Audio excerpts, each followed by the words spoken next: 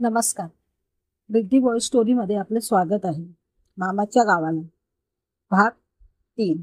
अर्णव इतक्यात मामे भावंडात अगदी पूर्वीपासून ओळख असल्यासारखा एकरूप झाला होता. त्यांना पाहून शरयू व अमितला सारखे वाटू लागले की अर्णवची इच्छाशक्ती एवढी होती की इतक्या वर्षाचा राग द्वेष केव्हाच गळून पडला होता. रात्र होतात सगळे एकत्र जेवायला बसले. जेवणात फणसाच्या गऱ्यांची भाजी, आंबोळ्या, काळ्या वाटाण्याची आमटी, कैरीची डाळ घालून केलेली चटणी, आंब्याचे रायते असा सुग्रास जेवणाचा आस्वाद घेत तिघेही तृप्त झाले. आजोबा चल्या ना, माडीवर हापूस आंबे पिकत ठेवलेत ना, ते तुम्ही त्यातला एक आंबा मला द्या ना प्लीज. तुला कोणी सांगितलं? बाबा हसत हसत म्हणाले. अर्जुन दादाने व आर्याताईने सांगितले मला. असे म्हणून अर्णव बाबांना घेऊन माडीवर गेला सुद्धा. दुसऱ्या दिवशी सकाळी लवकर उठून अर्णवने आपली प्राथमिक कामे आपणच आटोपली. आई, आम्ही आज बैलगाडीने फिरायला जाणार आहोत. टी शर्ट अंगात घालत असताना अर्णव बोलला. बैलगाडी कुठे भेटली? अर्जुन दादाला मी तसे सांगितले. त्याने रामू आजोबांना गाडी तयार ठेवायला सांगितली. अरे पठ्ठ्या, म्हणजे अगोदरच नियोजन करून ठेवलं तर, शरयू म्हणाली. तोपर्यंत गावातील दुसऱ्या काकांची नातवंड, आर्याचे मित्रमैत्रिणी सगळे जमा झाले. खिल्लारी बैलांची जोडी गाडीला जंपून रामूगडी शेताकडून आला. सगळी चिल्ली गाडीत बसली. अर्णवने हुजवे करत आरोळी ठोकली. बैलांच्या गळ्यातले घुंगूर वाजू लागले आणि अर्णवची भटकंती चालू झाली. शरयू आई, आत्या, वहिनी बरोबर स्वयंपाक करायला मदतीला लागली. कितीतरी वर्षाने ती अशी नात्यांच्या गोतावळ्यात वावरत होती. बैलगाडीने सैर करून आल्यावर सगळेजण नदीवर आंघोळीला गेले. सोबत अमितही गेला. मागच्या वर्षी अमितने अर्णवला स्विमिंग क्लासेस लावला होता, त्यामुळे त्याला पोहता येत होते. पण इथे स्विमिंग ड्रेस घालून नाही तर चड्डी बनियनवर अर्णव नदीत उतरून पोहण्याचा आनंद घेत होता. अर्जुन त्याला नदीच्या पाण्यापासून सूर कसा मारायचा तो शिकवत होता. नदीतले छोटे छोटे मासे पायाला गुदगुल्या करत असताना भारी मजा वाटत होती. तिन्ही सांजेला दिवा लावताना आई व मामे भावंडांबरोबर तुळशीजवळ जाऊन शुभंकरोती म्हणताना अर्णव शहाण्या मुलासारखा केव्हाच देवासमोर नतमस्तक झाला.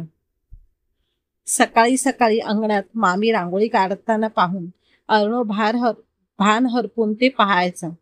मामी, मी पण काढू का ग रांगोळी म्हणत त्याने उभ्या आडव्या नकाशाच्या का होईत ना रेघाट्या काढल्या आणि त्याच्या मामीनेही त्याने काढलेली रांगोळी पूर्ण दिवस अंगणात तशीच ठेवून दिली.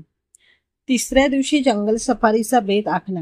आज शरयू ही मुलांबरोबर निघाली. मामा, मामी, अमित, शरू आणि सगळी छोटी मंडळी जंगलात सफारीला निघाली. जवळजवळ अर्ध डोंगर शरूच्या वडिलांच्या मालकीचं होतं, त्यामुळे पूर्ण राखीव होतं. त्यात कोणीही जुनी झाडे तोडली नव्हती. करवंदीच्या झुडपापासून फिरताना आंबट गोड करवंदाचा आस्वाद घेत जांभळं खाऊन काळी जीभ दाखवताना तिघांना खूप मजा येत होती. माकडं वेगवेगळे पक्षी पाहून डोळे सुखावले होते. दुपारपर्यंत हुंदडून झाल्यानंतर मोर्चा घरी गेला. तेव्हा आईने थंडगार कैरीचे पन्हे पेश करून गारवा दिला. मामा, आज आपण काऊचे घर बघूया का? अर्णवने सकाळीच मामाला सांगितले. रविवार असल्याने मामालाही सुट्टी होती, त्यामुळे मामाने लगेच मान डोलावली. शेतघर थोडं दूर होतं. घराजवळच मोठा गोठा होता. गोठ्यात 5 दुभत्या गायी आणि वासरे पाहून अर्णव भान हरपून गेला. कानात वारं शिरलेल्या वासरासारखं शेतात उड्या मारू लागला. नारळाच्या आणि काजूच्या मोठ्या मोठ्या डिगांकडे पाहून आवाज झाला. वाव मम्मा, किती सारे हे नारळ!